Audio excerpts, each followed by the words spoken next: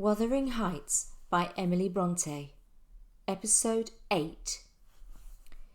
Despite Edgar's assurance to Cathy that Linton should come back soon, when she did see him again, his features had waxed so dim in her memory that she did not recognise him. Whenever I met the housekeeper of Wuthering Heights in Gimmerton, I used to ask how the young master got on. I could gather from her that he continued in weak health and was a tiresome child. She said Mr. Heathcliff seemed to dislike him ever worse, though he took some trouble to conceal it.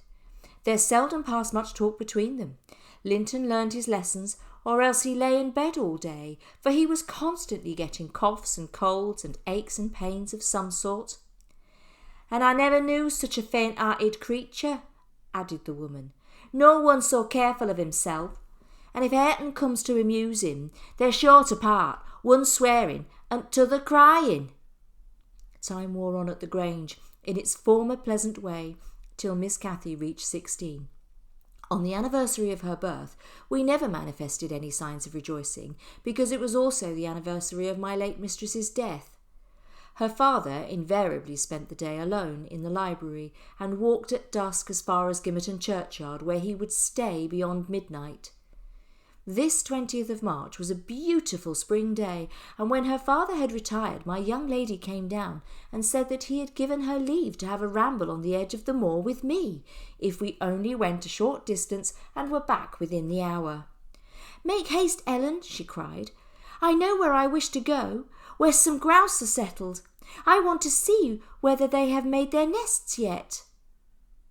We headed off, and after some time I said, "Where are your grouse, Miss Cathy? We should be at them. The Grange Park fence is a great way off now." "Only a little further, Ellen," was her answer continually. At length I told her we must halt and retrace our steps. I shouted to her, as she had run ahead of me a long way, but she still sprang on, and I was compelled to follow. Finally she dived into a hollow, and before I came in sight of her again she was 2 miles nearer Wuthering Heights than her own home, and I beheld a couple of persons with her, one of whom I felt convinced was Mr. Heathcliff himself. Cathy had been caught hunting out the nests of the grouse, and the Heights were Heathcliff's land. "I've neither taken any nor found any," she said as I reached them. "But Papa told me there were quantities up here, and I wished to see the eggs." Heathcliff glanced at me with an ill-meaning smile and demanded who Papa was. "Mr. Linton of Thrushcross Grange," she replied. "I thought you did not know me, or else you wouldn't have spoken in that way." "You suppose Papa is highly esteemed and respected, then?" he said. "And who are you?" inquired Catherine, gazing curiously on the speaker. "That man I've seen before. Is he your son?" She pointed to Hareton, the other individual, who seemed as awkward and rough as ever. "Miss Cathy," I interrupted, "we really must go back." "No, that man is not my son," answered Heathcliff, pushing me aside. "But I have one, and you have seen him before too. And though your nurse is in a hurry, I think both you and she would be the better for a little rest. Will you just turn this way and walk into my house?" I whispered to Catherine that she mustn't on any account accede to the proposal. "Why?" she asked aloud. "I'm tired and I can't sit here. Let us go, Ellen. Besides, he says I have seen his son. He's mistaken, I think. But I guess where he lives. At the farmhouse I visited in coming from Penistone Crags."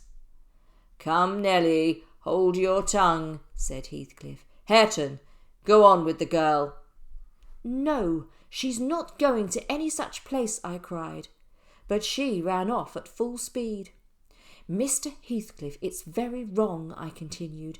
"You know you mean no good. And there she'll see Linton, and all will be told as soon as ever we return, and I shall have the blame." "I want her to see Linton," he answered. "He's looking better these few days. It's not often he's fit to be seen, and we'll soon persuade her to keep the visit secret. Where is the harm of it?" The harm of it is that her father would hate me if he found I suffered her to enter your house, and I am convinced you have a bad design in encouraging her to do so," I replied. "My design is as honest as possible," he said, "that the two cousins may fall in love and get married. I'm acting generously to your master. His young chit has no expectations, and you should meet my wishes. She'll be provided for as joint successor."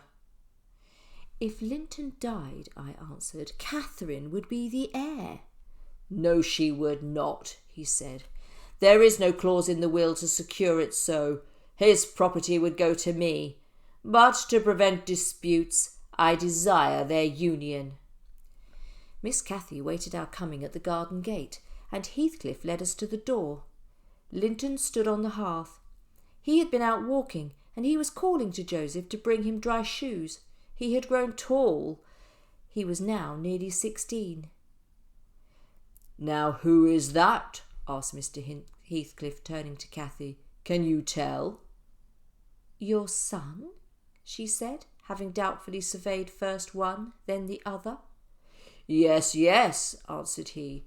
"But is this the only time you have beheld him? Think. Linton, don't you recall your cousin?" "What, Linton?" cried Cathy in joyful surprise. "Is that little Linton? He's taller than I am. Are you Linton?" He stepped forward. She kissed him fervently, and they gazed with wonder at each other. "Are you my uncle, then?" she cried. "I thought I liked you, though you were cross at first. Why don't you visit at the Grange with Linton? To live all these years such close neighbours and never see us is odd." "I visited it once or twice too often before you were born," he answered. "Naughty Ellen!" exclaimed Catherine. "Try to hinder me from entering, but I'll take his walk every morning in future. May I, uncle? And sometimes bring papa. Won't you be glad to see us?" "Of course," replied the uncle. "But I'd better tell you. Mr. Linton and I quarrelled once, and if you mention coming here to him, he'll put a veto on your visits altogether. You may come if you will, but you must not mention it." "Why did you quarrel?" asked Catherine. "He thought me too poor to wed his sister," answered Heathcliff, "and was grieved that I got her. His pride was hurt, and he'll never forgive it." "That's wrong," said the young lady. "Sometime I'll tell him so, but Linton and I have no share in your quarrel. I'll not come here then. He shall come to the Grange." "It will be too far for me," murmured her cousin.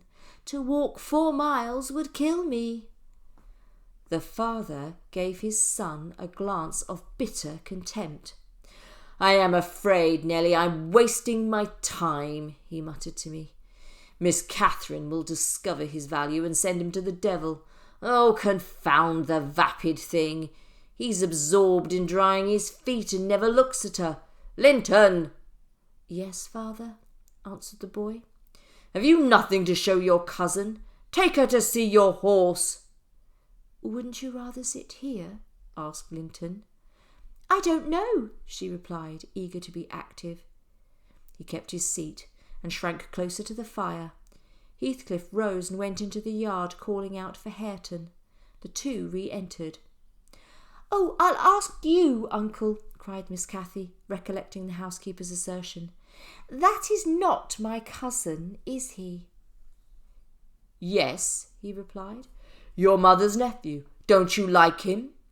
Catherine looked queer. "Is he not a handsome lad?" he continued. "You'll be the favourite, Hareton. Here, you go with her round the farm, and behave like a gentleman, mind. Don't use any bad words, and say your words slowly. Be off and entertain her as nicely as you can."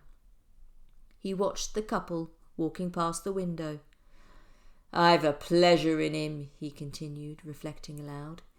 "If he were born a fool, I should not enjoy it half so much, but he's no fool, and I've got him lower than his father got me. He had first-rate qualities, and they are lost, made worse than useless. And the best of it is, Hareton is fond of me." Heathcliff noticed Linton's glances wandering to the window. "Get up, idle boy! Away after them!" Linton left the hearth, and as he stepped out I heard Cathy inquiring of Hareton what was that inscription over the door. Hareton stared up and scratched his head. "It's some damnable writing," he answered. "I cannot read it." "Can't read it?" cried Catherine. "I can read it. It's English. But I want to know why it is there." Linton giggled. "He does not know his letters," he said to his cousin. "Could you believe in the existence of such a colossal dunce?" "Is he all that he should be?" asked Miss Cathy seriously. "I've questioned him twice now, and each time he looked so stupid I think he does not understand me." Linton repeated his laugh. "There's nothing the matter but laziness, is there, Earnshaw?" he said. "My cousin fancies you are an idiot. That is the consequence of scorning book learning, as you would say." "Why, where the devil is the use of it?" growled Hareton. The other two broke into noisy laughter. "Where is the use of the devil in that sentence?" tittered Linton. "Papa told you not to say any bad words, but you can't open your mouth without one. Do try to behave like a gentleman now, do." "If thou weren't more of a lass than a lad, I'd push you down," retorted Hareton, retreating, while his face burnt with rage.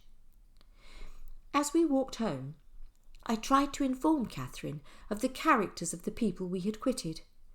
"Aha!" she cried. "You take papa's side, Ellen, or you wouldn't have cheated me so many years by saying that Linton lived a long way from here. I'm really extremely angry, only I'm so pleased I can't show it. But you must hold your tongue about my uncle. He's my uncle, remember, and I'll scold papa for quarrelling with him." Next day it all came out. "Papa," she exclaimed, "guess whom I saw yesterday in my walk on the moors? Oh, papa, you started. You've not done right, have you now?" She gave a faithful account, and my master said nothing till she had concluded. Then he asked if she knew why he had concealed Linton's near neighbourhood from her. Could she think it was to deny her a pleasure that she might harmlessly enjoy? "It was because you disliked Mr. Heathcliff," she answered. "Then knows you believe I care more for my own feelings than yours, Cathy," he said. "No, it was not because I disliked Mr. Heathcliff, but because Mr. Heathcliff dislikes me, and is a most diabolical man, delighting to wrong and ruin those he hates. I knew that you could not keep up an acquaintance with your cousin without being brought into contact with him, and I knew he would detest you on my account." "But Mr. Heathcliff was quite cordial, papa," observed Catherine, not at all convinced. My master, perceiving that she would not take his word for her uncle-in-law's evil disposition, gave a hasty sketch of his conduct to Isabella, and the manner in which Wuthering Heights became his property. Miss Cathy was amazed at the blackness of spirit that could cover revenge for years. She appeared so shocked at this new view of human nature, excluded from all her studies and her ideas till now, that Mr. Edgar merely added, "You now know why I wish you to avoid his house and family. Now, think no more about them." Catherine kissed her father, and the whole day passed as usual, but in the evening I found her crying. "I'm not crying for myself, Ellen," she answered. "It's for him. He expected to see me again tomorrow, and he'll be so disappointed, and he'll wait for me, and I shan't come." "Nonsense," I said. "Hasn't he Hareton for a companion? Linton will trouble himself no further about you."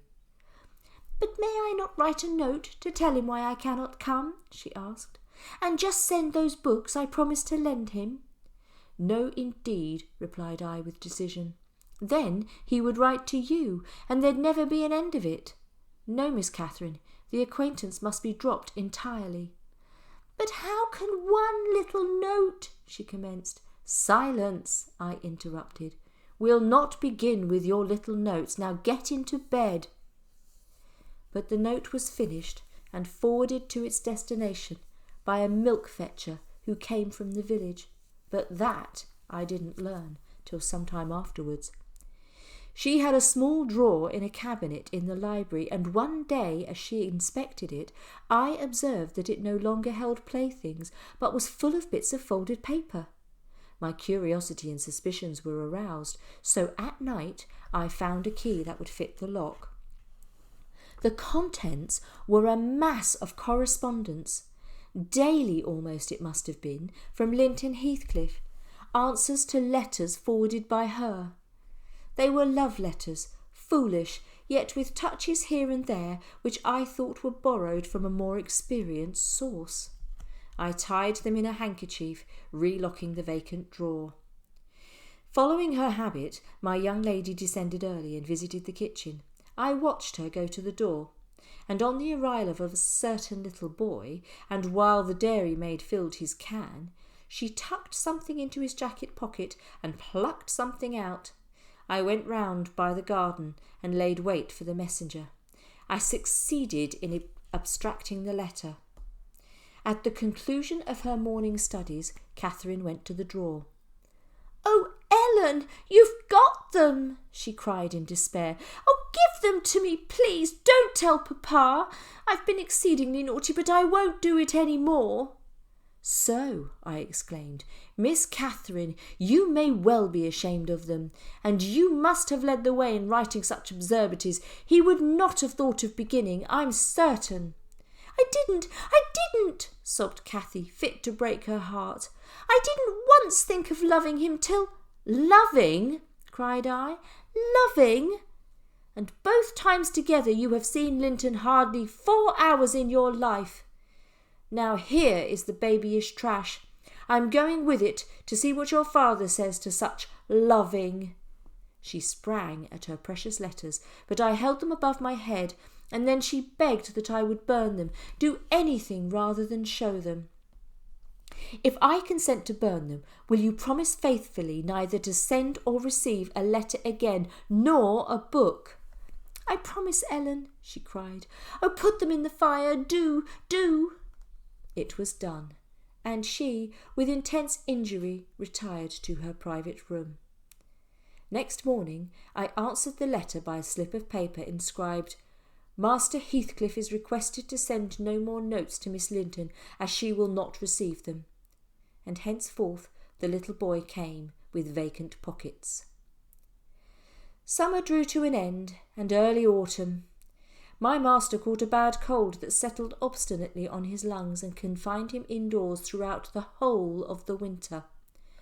Poor Cathy, frightened from her little romance, had been considerably sadder and duller since its abandonment. On an afternoon in October, my young lady and I walked to the bottom of the park. She went sadly on and often brushed something off her cheek. "Catherine, why are you crying, love?" I asked. "You mustn't cry because Papa has a cold. Be thankful it is nothing worse." "Oh, it will come to something worse," she said. "And what shall I do when Papa and you leave me and I am by myself? I fret about nothing except Papa's illness."